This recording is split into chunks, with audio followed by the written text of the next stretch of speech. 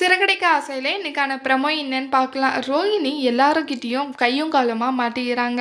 அப்போது விஜயாவுக்கும் தெரிய வருது, ரோகிணிக்கு ஏற்கனவே கல்யாணம் ஆயிடுச்சுன்னு சொல்லிட்டு. மனோஜுக்கும் தெரியுது. அது எல்லாருக்குமே தெரிய வந்ததுக்கப்புறம் எல்லாருமே ரொம்பவே ஷாக் ஆகுறாங்க.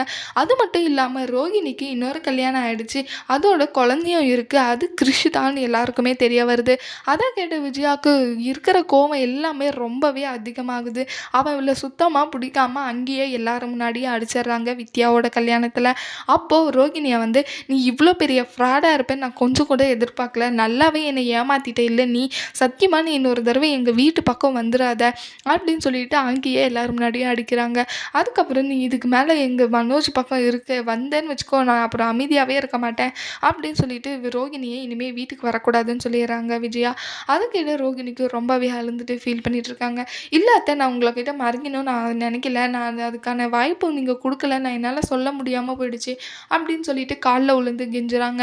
ஆனாலுமே விஜயா வந்து கேட்காம, இல்லை என் முடியாது, நீ என்னை எவ்வளோ பெரிய பொய்யை சொல்லி ஏமாற்றி அதுவும் 2வது கல்யாணமாக என் பையனை கட்டிக்கிட்டே, இல்லை என் பையன் இருக்கிற தகுதிக்கு உனக்கு என்ன இருக்குது என் பையனை கல்யாணம் பண்ணிக்கிறதுக்காக அப்படின்னு சொல்லிட்டு விஜயா அசிங்கமாக திட்டுறாங்க.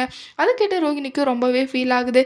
ரோகிணியும் விஜயா காலில் எவ்வளோ விழுந்து கேட்டாலுமே விஜயா முடியாதுன்னு சொல்லிடுறாங்க. விஜயா ரோகிணியை ஏற்றுப்பாங்களா மாட்டாங்களான்னு சொல்லிட்டு வரப்போகிற ப்ரோமோவில் பார்க்கலாம். இந்த வீடியோ பிடிச்சிருந்தா லைக் பண்ணுங்கள். பாய்.